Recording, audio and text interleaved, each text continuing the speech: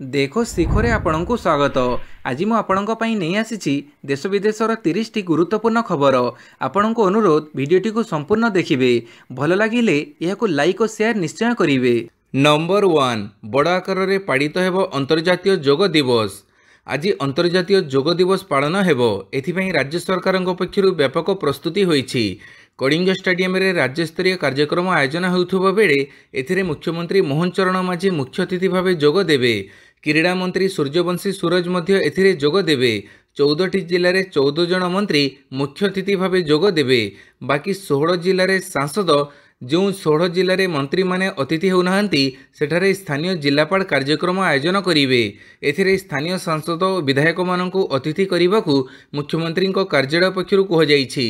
Number 2 एकादश अंतर्जातीय योग दिवस। विशाखापाटनारू नेतृत्व नेबे प्रधानमंत्री मोदी। एकादश अंतर्जातीय योग दिवस पर मंच प्रस्तुत होईछि। प्रधानमंत्री नरेंद्र मोदी आंध्र प्रदेश विशाखापाटनारू जातीय कार्यक्रम नेतृत्व नहीं मुख्य स्थान में 3 लाखरू अधिक अंशग्रहणकारी सहित साधारण योग प्रोटोकॉल प्रदर्शन करेंगे। तांको सहित भारतर विश्व सुस्थता दृष्टिकोणर यह विशाल प्रदर्शन में केंद्र राष्ट्रमंत्री प्रतापराज यादव एवं आंध्र प्रदेश मुख्यमंत्री एन चंद्रबाबू नायडू जोग देवे। यह सामूहिक प्रदर्शन सकाळ 6:30 रु सकाळ 7:45 पर्यंत अनुष्ठित हेबो एवं एथिरे देशर समस्त कोण अनुकोणरू अभूतपूर्व समावेशर आशा करा जाउछि।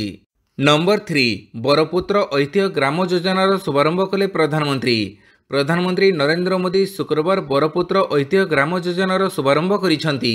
एही योजनार ओडिशार बरपुत्र मानकर जन्मस्थलीर विकास कराजिवो। प्रत्येक ऐतिह्य ग्राम पई प्राय 15 कोटी टंका खर्च कराजिवो। संपूर्ण योजनार प्राय 19,000 कोटी टंका विनियोग हेबो। एही योजनार बरपुत्र मानक जन्मस्थली रे पूर्वपुरुषंकर बासगृह को संग्रहालय भावे विकास करिबा, प्रतिमूर्ति स्थापन करिबा, व्याख्यान केन्द्र प्रतिष्ठा करिबा, शिशु उद्यान, कारुकड़ा और पाकशाला स्टल इत्यादि निर्माण, ग्रंथागार निर्माण, सम्मिलनी कक्ष, खोला आकाश, नाट्य मंच इत्यादि निर्माण आदि पदक्षेप निया जाई सेमानक ग्राम को ऐतिहासिक सांस्कृतिक स्मृति स्थल एवं पर्यटन स्थल भावे विकसित करिवार लक्ष्य रखा जाइछि। Number 4 vision document Odisha vision 2036 और 2047 उन्मोचित। प्रधानमंत्री मोदी गोदावरी मिश्र आदर्श प्राथमिक विद्यालय योजनार पुस्तिका उन्मोचन करिसेंती। एही योजनार राज्यर प्रति पंचायत रे अनुन्य गोटिए लेखाएं प्राथमिक आदर्श विद्यालय खोलिबा पई स्थान निरूपण और डीपीआर प्रस्तुति कार्य चलीछि। प्रधानमंत्री काली 9,642 कोटी टंकार 60टी भित्तिभूमि प्रकल्पर भित्तिप्रस्तर स्थापन करने सहित 9,011 कोटी टंकार 45टी प्रकल्पर उद्घाटन करिसेंती। प्रधानमंत्री मोदी क्रूट अधीन रे 100टी ईवी बसर शुभारंभ करिसेंती। एही कार्यक्रम रे 100टी नुआ इलेक्ट्रिक बस सेवा आरंभ होईछि। नूतन भावे निर्मित नराज इलेक्ट्रिक बस डिपो मध्य काली उद्घाटित होईछि। एही 100टी नुआ इलेक्ट्रिक बस एही नराज डिपोरु ही चलाचल करिवो। पाणीपाग सूचना 27 रे सृष्टि हेब लघुचाप। राज्यर विस्तृत अंचल में अधिक बर्षिबा नहीं आकलन। आसंता 27 तारिख में राज्य में पुणी एक लघुचाप सृष्टि हो पारे। उत्तर बंगोपसागर एवं संलग्न पश्चिमबंग और बांग्लादेश उपकूल में यह लघुचाप सृष्टिर संभावना अच्छी। यह प्रभाव में 26 रु 2 तारिख जाएं ओडिशार विस्तृत अंचल में अधिक वर्षा संभावना अच्छी। भारतीय पाणीपाग विभाग विस्तारित आकलन करी यह सूचना जारी करिछि। तेबे 22 तारिख जाएं राज्यर किछि स्थान में प्रबल वर्षा हो पारे। 25 तारिख जाएं अधिकांश स्थान में स्वल्परू मध्यम धरणर वर्षा संभावना अच्छी। 40 रु 50 किलोमीटर बेगर पवन भी बहीपे। 26 तारिख सुधा मौसुमी देशर सबु स्थान को अग्रसर होइजिबो बोली विस्तारित आकलन में कहुଯାଇଛି। नंबर 6 बढ़िला मध्याह्न भोजन रंधन सामग्री खर्च। लड्डू अंडा पई अधिक 2 टंका 92 पैसा। केंद्र सरकार प्रायोजित पीएम पोषण योजना सारा राज्य में कार्यकारी होउछि। केंद्र और राज्य सरकार भागीदारी रे चालुथुबा एही योजना रे रंधन सामग्री खर्च बाबद को मे 1 रु केंद्र सरकार द्वारा प्राथमिक और उच्च प्राथमिक छात्र छात्री निमंते मुंड पिछा दैनिक 6 टंका 78 पैसा और 10 टंका 17 पैसा प्रदान करा जाउछि। तेबे राज्य सरकार अतिरिक्त रंधन सामग्री खर्च पई प्राथमिक और उच्च प्राथमिक छात्र छात्री निमंते मुंड पिछा दैनिक 1 टंका 45 पैसा और 1 टंका 65 पैसा प्रदान करुछंती। यह व्यतीत छात्र छात्री पोषण को गुरुत्व देई 2025-26 शिक्षावर्षरु राज्य सरकार सप्ताह को 3टी पुष्टिकर लड्डू और गोटी अतिरिक्त अंडा प्रदान करुछंती। नंबर 7 मोहन सरकार को मोदी सर्टिफिकेट। सरकार दुर्नीति मुक्त। आज एक विशेष दिन कारण ओडिशा रे बीजेपी रो प्रथम सरकार सफलतार सह वर्षे पूर्ण करिछि। यह केवल सरकार रो वर्ष पूर्ति नुहे सुशासन एक वर्ष पूर्ति। जनसेवा को समर्पित होइथिबा एही सरकार ओडिशार कोटी कोटी मतदातांक विश्वासर एक निष्ठापर प्रयास। मुख्यमंत्री मोहन माझी और तांको पूरा टीम वर्षक मध्य ओडिशार प्रगति पई काम करिसंती। एक दुर्नीतिमुक्त सरकार गठन करिसंती, विकास को नुआ गति देइसंती। एथिपई ओडिशावासी और मुख्यमंत्री मोहन माझी पूरा टीम को शुभेच्छा जणाउछि। एपरि कहिसंती नरेंद्र मोदी। नंबर 8 भारतीय रेल मानचित्र रे जोड़ी हेला बौद्ध गड़िला ट्रेन। भारतीय रेल इतिहास रे बौद्धर नाम जोड़ी होइछि। बहु प्रतीक्षित आशा पूरा होइछि। देशर रेल मानचित्र रे बौद्ध जिला जोड़ी होइछि।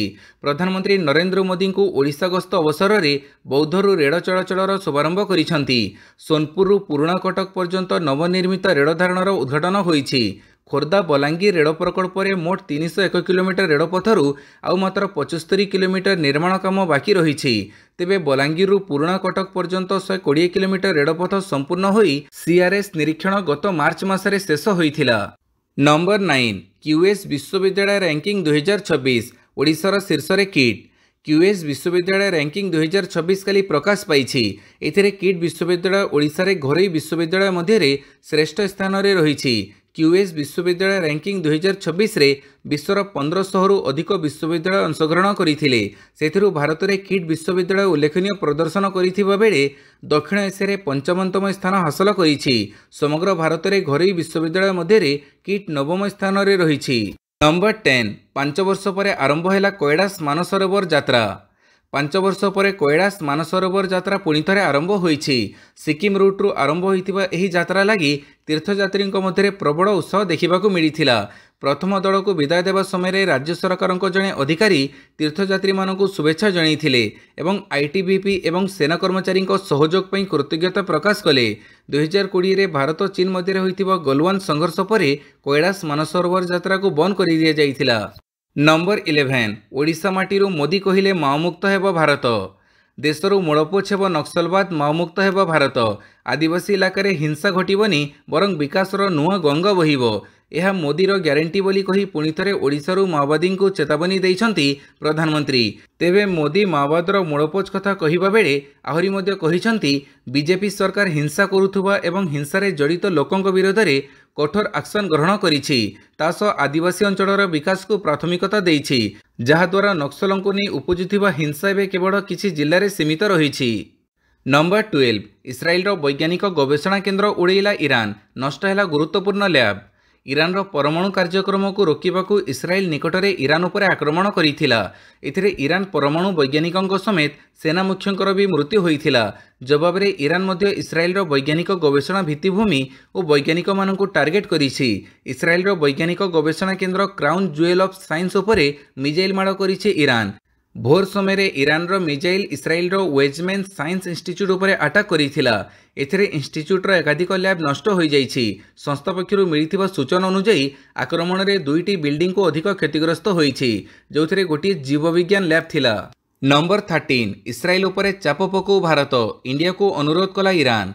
ईरान उपराष्ट्रदूत मोहम्मद जवाद होसैनी इस्राएल विरुद्ध रे कड़ा अभिमुख्य आपणी भारतरू इस्राएल खोलाखोली निंदा करिसंती एवं ता उपरे चाप पकाइबाकू भारत को अपील करिसंती। से कहिसंती भारत जेमिति एक बड़ और शांतिर समर्थक देश जहाँ वैश्विक दक्षिणर स्वर ताकू इस्राएल समालोचना करी अग्रणी भूमिका तुलैबा उचित। मोहम्मद जवाद हुसैनी कहिसंती जे जदि इस्राएल अक्टोबर रे हमास विरोध रे आरंभ करे जाइतिबा हमला बेड़े ही वैश्विक स्तर रे निंदा करे जाइथांता तो से केबे भी ईरान भली सार्वभौमत्व देश उपरे हमला करिवार साहस करिनथांता। नंबर 14 ईरान पहुंचिला चीन रो 3टी रहस्यमय विमान। दिनकू दिन ईरान और इस्राएल मध्य चलिथिबा युद्ध घमघट रूप नेउछि। एही युद्ध रे अमेरिका जोग देबार आशंका मध्य चीन और रूस ईरान को गोपन रे सहायता करुछंती। चीन पक्षरु तेहरान को गोपन रे अस्त्रशस्त्र दिया जाउथुबा संदेह करा जाउछि। एथिपई चीन रो 3टी कार्गो विमान गोपन रे तेहरान रे ओलेइछि। एही विमान गुड़िकरे कौन थिला ताहा एपर्यंत प्रकाश करा जाई नाही। एपरी परिस्थिति रे चीन ईरान को अस्त्रशस्त्र किंबा वायु प्रतिरक्षा प्रणाली जोगैथिबा नै कल्पना जल्पना प्रकाश पाइछि। इस्राएल ईरान युद्ध रे सामिल न हेबा पई रूस राष्ट्रपति पुटिन अमेरिका राष्ट्रपति को चेतावनी देइछंती। पुटिन कहिछंती जे जदि अमेरिका युद्ध रे लंफ दिए तेबे रूस एवं चीन मध्य ईरान को सीधासड़क समर्थन करिवे। नंबर 15 पाकिस्तान को 40टी J-35 जेट जोगेब चीन। पाकिस्तान को चीन 40टी सेनियांग J-35 पंचम पीढ़ीर स्टेल्थ लड़ुआ विमान जोगेब बोली जना पड़ी। J-35 हासिल करिबा परे स्टेल्थ टेक्नोलोजी चढ़ाउथुबा देशमानकर एक छोट गोष्ठी रे पाकिस्तान सामिल हेबाकु जाउछि। भारतीय वायुसेना निजर स्वदेशी पंचम पीढ़ीर स्टेल्थ युद्ध विमान advance medium combat aircraft AMPA को सामिल करने को आउ प्राय एक दशंधि बाकी रही। सरकारी आकलन अनुजाई 2035 बेड़ को AMPA को आम वायुसेना रे सामिल करा जिवो। पाकिस्तान रो पंचम पीढ़ीर स्टेल्थ लड़ुआ विमान रो मुकाबिला पई भारतर ऑपरेशनल प्रस्तुतिर आकलन करिबा पई सांबादिक माने वायुसेनार जड़े वरिष्ठ भेटेरानक सह कथा होइथिले। नंबर 16 सुरक्षा चुक्ति बदल में पाक रो सामरिक घाटी मागिले ट्रंप। पहलगाम आतंकवादी आक्रमण और ऑपरेशन सिंदूर परवर्ती संघर्ष में शोचनीय पराजय वरण करने पर पाकिस्तान एवं अमेरिकार शरण पशिछि। चीन अस्त्रशस्त्र भारतर सामर्थ्य आगे विफल सब्यस्त होगा पर ट्रंप को साहाय्य मागिछंती पाकिस्तान सेना मुख्य फील्ड मार्शल असीम मुनीर। किंतु मागणारे काहाकू किछि देउनथिबा राष्ट्रपति डोनाल्ड ट्रंप जेट सहायता और सुरक्षा चुक्ति बदल में पाकिस्तान को तार सामरिक घाटी मागिथिबा जଣା पड़िछि। एही घाटी को प्रवेश मिलिले अमेरिका सहजरे ईरान रो संभाव्य मुकाबिला करि परिबो। वर्तमान चलीथिबा ईरान इस्राएल युद्ध रे शामिल होई अमेरिका इस्राएल को साहाय्य करिबाकू चाहुछि। नंबर 17 एबे भी जीवित खामेनीको राइट हैंड इस्राएल को देले मेसेज। नेतान्याहूको बढ़िला टेंशन। इस्राएल सह युद्ध मध्य ईरान पे आश्वस्तिकर खबर। सुप्रीम लीडर अली खामेनीको वरिष्ठ परामर्शदाता अली सामखानी एबे भी जीवित। तांको मृत्यु नहीं 5 दिन पूर्वे खबर आसीथिला। से बे निजको जीवित बोली दाबी करिसंती। सामखानी एक विवृत्ति जारी करी कहिसंती जे इस्राएली आक्रमण रे मु आहत होईछि किंतु मु एपर्यंत मरी नाही। इस्राएल सरकारी गणमाध्यम फास्ट न्यूज सामखानी उपरे विवृत्ति प्रकाश करिछि। कहुछि जे सामखानी एबे भी जीवित अछंती। से 5 दिन पूर्वे एक एयर स्ट्राइक रे आहत होइथिले। ए आक्रमण मोसाद द्वारा करा जाइथिला। सामखानी को ईरान रो सर्वोच्च नेता खामेनी को राइट हैंड बोली विवेचना करा जाए। नंबर 18 नोबेल शांति पुरस्कार पई ट्रंपଙ୍କ नाम सुपारिश कले मुनीर। पाकिस्तान सेना मुख्य असीम मुनीर अमेरिका राष्ट्रपति डोनाल्ड ट्रंपଙ୍କ नाम नोबेल शांति पुरस्कार पई सुपारिश करिसंती। गत मासरे भारत और पाकिस्तान मध्य परमाणु युद्ध अटकैबारे ट्रंपଙ୍କ भूमिका अति गुरुत्वपूर्ण थिला एवं एथिपई ट्रंपଙ୍କ नाम नोबेल शांति पुरस्कार पई मनोनीत करा जिबा उचित बोली मुनीर कहिसंती। व्हाइट हाउस मुखपात्र अन्ना केल्ली आज एही सूचना दैछंती। बुधवार अमेरिका राष्ट्रपति ट्रंप पाक सेना मुख्य मुनीर को व्हाइट हाउस रे स्वतंत्र आतिथ्य प्रदान करथिले। उभय ट्रंप एवं मुनीर एकाठी मध्याह्न भोजन करथिले।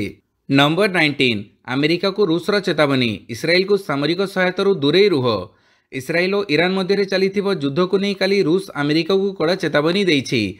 ईरान को समर्थन करी अमेरिका को खोलाखोली धमक दे रूस कहिछि जे इस्राएल को अमेरिका सीधासड़क सामरिक सहायता देले यहाको बर्दाश्त कराजिब नाही एवं एहार परिणाम अत्यंत भयानक हेबो। रूसर उपवैदेशिक मंत्री सर्गेई लव्रोव कहिसंती जे आमे वाशिंगटन को चेतावनी दउछु जे सेमाने एभଳି कोनोसी पदक्षेप रु दूरे रहिबाकू हेबो। ईरान रो सर्वोच्च नेता आयतुल्ला अली खामेनी को बारंबार हत्या धमक मध्य ग्रहणीय नुहे। यह समग्र परिस्थिति को संपूर्ण असहाय करिदेबो एवं एभଳି कोनोसी पदक्षेप अत्यंत विपज्जनक हेबो बोली रूस कहिछि। नंबर 20 स्विस बैंक रे भारतीयों को 37,600 कोटी। स्विस बैंक रे भारतीयों को 37,600 कोटी टंकार जमाराशि रही। स्विस नेशनल बैंक पक्षर जारी कर तथ्यरू यह जना पड़ी। 2021 पर स्विस बैंक रे यह भारतीयों को सर्वाधिक जमा। 2024 रे यही जमा 3 गुणा वृद्धि पाई। भारतीय ग्राहकों जमा परिमाण वर्षक 3,675 कोटी टंका वृद्धि घटी। अन्य वृद्धि बैंकिंग चैनल एवं आर्थिक अनुष्ठान गुड़िक जरिया होईछि। 2023 रे स्विस बैंक रे भारतीयों को जमा 70% ह्रास पाइथिला किंतु 2024 रे सेथिरे द्रुत वृद्धि घटीथिला। शेष थर पई 2006 रे स्विस बैंक रे भारतीयों को सर्वाधिक जमा थिला। तेबे स्विस बैंक रे भारतीयों को केते कड़ाधन रहिछि तार कोनोसी तथ्य नाही। नंबर 21 केंद्र मंत्री सुकांत मजुमदार को गिरफ्त कला पश्चिमबंग पुलिस। पश्चिमबंग में बीजेपी राज्य सभापति तथा केंद्र शिक्षा राष्ट्र मंत्री सुकांत मजुमदार को पुलिस हेफाजत को नहीं लालबजार पुलिस मुख्यालय हाजत को नहीं। घटना केवल राजनीतिक करिडर में हईचई सृष्टि करिछि ताहा नुहे बरं बीजेपी एवं राज्य सरकार मध्य मुहांमुही स्थिति वृद्धि पाई। नंबर 22 इस्राएल उपरे क्लस्टर बोमामाड़ करिछि ईरान। इस्राएल और ईरान मध्य संघर्ष अष्टम दिन में पहुंची बेले उभय देश गुरुवार परस्पर विरोध में घनघोर आक्रमण जारी रखिछंती। ईरान गुरुवार इस्राएल उपरे क्षेपणास्त्र वर्षा करिथिला। कुहाଯାଉଛି जे ईरान प्रथम थर पई क्लस्टर बोमा सज्जित एक बालिस्टिक क्षेपणास्त्र व्यवहार करी इस्राएल उपरे क्षेपणास्त्र आक्रमण करिथिला। एही आक्रमण इस्राएल रो जनबहुल गुजडान अंचल में माड़ होइथिला। तेबे ईरान एभडी क्लस्टर बोमा व्यवहार करिबा खबर सारा विश्व में चिंता सृष्टि करिछि। इस्राएली सेना निश्चित करिछि जे क्षेपणास्त्रटी वायुरे विस्फोरण होइथिला एवं प्राय 20टी छोट छोट विस्फोरक बोम होई तड़कू खसिथिला, जहाँ 8 किलोमीटर व्यासार्धरे विस्तारित होइथिला। नंबर 23 ईरान इस्राएल उपरे दुनियार नजर। एपटे यूक्रेन को शेष चेतावनी देला रूस। ईरान और इस्राएल मध्य चलुथुब युद्ध रे दुनिया एमिति भावे ढड़ी जाइछि जे यूक्रेन युद्ध पक्ष को लोकों को ध्यान हटि जाइछि। एही मध्य रूस पक्षरु यूक्रेन को अल्टीमेटम दिए जाइछि जे से राष्ट्रपति पुटिन शर्त को स्वीकार करिनियंतु किंबा संपूर्ण आत्मसमर्पण पई प्रस्तुत रुहंतु। रूसर ए अल्टीमेटम एमिति समय आसीछि जेतेबेले गत एक मासरू रूस यूक्रेन भितर करिथिबा हमला को द्रुत करि दैछि। एहा पूर्वरु यूक्रेन पक्षरु मध्य रूस भितर एक भीषण हमला कर जाइथिला, जोथिरे रूसर अनेक फाइटर जेट्स एवं निरीक्षण जहाज को मारी खसई दैथिला। नंबर 24 पाकिस्तान को ईरान रो कड़ा चेतावनी। ईरान एवं इस्राएल मध्य चलिथिबा उत्तेजना मध्य ईरान परोक्ष पाकिस्तान को चेतावनी देइछि। नुआदिल्ली रे ईरान दूतावासर डेपुटी मिशन मुख्य जावेद हुसैनी शुक्रवार कहिसंती जे जदि कौनसी तृतीय पक्ष एही संघर्ष रे शामिल हुए तेबे ताकू गंभीर परिणाम भोगिबाकू पड़िबो। व्हाइट हाउस रे डोनाल्ड ट्रंपଙ୍କ सह पाकिस्तान सेना मुख्य जनरल असीम मुनीरଙ୍କ साक्षात उपरे तांकू प्रश्न कराजिबा समय रे एही विवृत्ति आसीथिला। भारत सह कौनसी मनमालिन्य नाही बोली प्रकाश करी से कहिसंती जे तेहरान रो भविष्यत रे भारत ठारू उत्तम बुझामणा एवं सहयोग आशा करे। नंबर 25 एडीआर रिपोर्ट रे 2024 निर्वाचन खर्च। बीजेपी 1494 कोटी, कांग्रेस 620। 2024 लोकसभा और समांतराल भावे अनुष्ठित विधानसभा निर्वाचन रे बीजेपी 1494 कोटी टंका खर्च करिछि। यह राजनीतिक दलमानक द्वारा मोट निर्वाचन खर्चर 44.56%। बीजेपी पछकू कांग्रेस 2024 निर्वाचन रे 620 कोटी टंका खर्च करी द्वितीय स्थान रे रहिछि। कांग्रेस निर्वाचन खर्च मोट निर्वाचन खर्चर 18.5%। 32टी जातीय और आंचलिक दलगुड़िकर तथ्य आकलन करी एडीआर ए रिपोर्ट प्रस्तुत करिछि। नंबर 26 जून 24 सुधा हाजर हुओ, शेख हसीना को निर्देश। बांग्लादेशर पूर्वतन प्रधानमंत्री शेख हसीना अड़ुआ दिनकू दिन बढ़िबारे लागिछि। सद्यतम घटनाक्रम में बांग्लादेश अंतर्जातीय अपराध ट्रिब्यूनाल शेख हसीना को जून 24 तारिख में कोर्ट रे हाजर होगा निर्देश देइछि। मानवता विरोधी अपराध, हत्या और गणहत्या भली गंभीर अभियोगर मामला ट्रिब्यूनाल रे शेख हसीना विरोध में विचाराधीन अछि। जुलाई 2024 रे बांग्लादेश रे छात्र आंदोलन समय रे साधारण लोकंक उपरे गोली चढ़ाइबा पई षड्यंत्र करिवार अभियोग हसीना उपरे अछि। नंबर 27 जस्टिस वर्मा सफेई विश्वासयोग्य नुहे, कहिला तदंत कमिटी। दिल्ली हाईकोर्ट विचारपति भाव दायित्व में थिबा बेले justice Jaswant Verma out house भितर एकाधिक साक्षी नोट्र एक बड़ गदा देखिथिले। सेथिरु किछि टंका अधा पड़ी जाइथिला। जस्टिस वर्मा यह तांको विरोध में षड्यंत्र बोली कहूथिबा बेले एने केबे हेले पुलिस रो अभियोग करि नथिले किंबा न्यायिक कर्तृपक्षों को जणै नथिले। विचारपति विरोध में बेआईन टंकठुड़ अभियोग सत बोली सुप्रीमकोर्ट द्वारा नियुक्त तदंत कमिटी जानिबाकू पाइछि। एबे इलाहाबाद हाईकोर्ट रे अवस्थापित एही विचारपति आचरण को अस्वाभाविक बोली कही तांको हटेइबाकू कमिटी सुपारिश करिछि। टंका विषय में मुझे जानी बोली विचारपति जो सफेई देउछंती ता विश्वासयोग्य नुहे एवं से कौनसी जुक्तियुक्त स्पष्टीकरण देई नाहंती बोली कमिटी कहिछि। नंबर 28 मझी आकाश में पक्षी सहित धक्का है एयर इंडिया विमान, बातिल है उड़ाण। 2025 जून 20 रे दिल्ली रू पुणे जाउथबा एयर इंडिया विमान EI2470 मझी आकाश में एक पक्षी सहित धक्का होइथिला। एही धक्का पर यात्री भयभीत हो जाइथिले। पायलट यात्री को भयभीत न होबा पई सूचित करी विमानटी को सुरक्षित भाव में अवतरण करथिले। यापर सुरक्षा जांच जोगु विमान को ग्राउंड करा जाइछि। एयर इंडिया विमान यात्री मानक होइतिबा असुविधा पई दुख प्रकाश करी यह एक अप्रत्याशित घटना बोली दर्शाई कहिछि एयर इंडिया समस्त प्रभावित यात्री को पूर्ण फेरस्त किंबा मागणारे यात्रा पुनर्निर्धारित करिवार विकल्प देइछि। नंबर 29 कोचिंग सेंटर उपरे अत्यधिक निर्भरशील हो जाउछंती कि छात्र छात्री अनुध्यान करिवे सरकार। कोचिंग सेंटर गुड़िक पर छात्र छात्री माने अत्यधिक निर्भर करुछंती कि एही प्रश्न सरकार को चिंतित करिबारे लागिछि। एहाको दृष्टि रे रखी केंद्र सरकार एक जांच कमिटी गठन करिछंती। सूचना अनुसार शिक्षा मंत्रालय कोचिंग प्रतिष्ठान एवं डमी स्कूल रो बढ़ुथिबा धारा एवं प्रवेशिका परीक्षार प्रभाव एवं निरपेक्षता जांच करिबा पई एक 9 जणिया कमिटी गठन करिछि। नंबर 30 प्रथम टेस्ट ଯଶସ୍ୱୀ ପରେ ଶୁଭମନଙ୍କ ଶତକ, ଦୃଢ଼ ସ୍ଥିତିରେ ଭାରତ।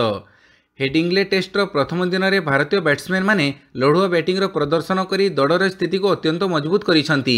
ପ୍ରଥମ ଦିନରେ ହିଁ ଭାରତର 2 ଜଣ ବ୍ୟାଟ୍ସମ୍ୟାନ୍ ଶତକ ଅର୍ଜନ କରି ଏକ ବିଶାଳ ସ୍କୋର ପାଇଁ ସ୍ଥିତି ଅନୁକୂଳ କରିଛନ୍ତି। ପ୍ରଥମେ ଯଶସ୍ୱୀ ଜୟସ୍ୱାଲ ଶତକ ଅର୍ଜନ କରିବା ପରେ ଅଧିନାୟକ ଶୁଭମନ ଗିଲ୍ ମଧ୍ୟ ଏକ ଲଢ଼ୁଆ ଶତକ ହାସଲ କରିଛନ୍ତି।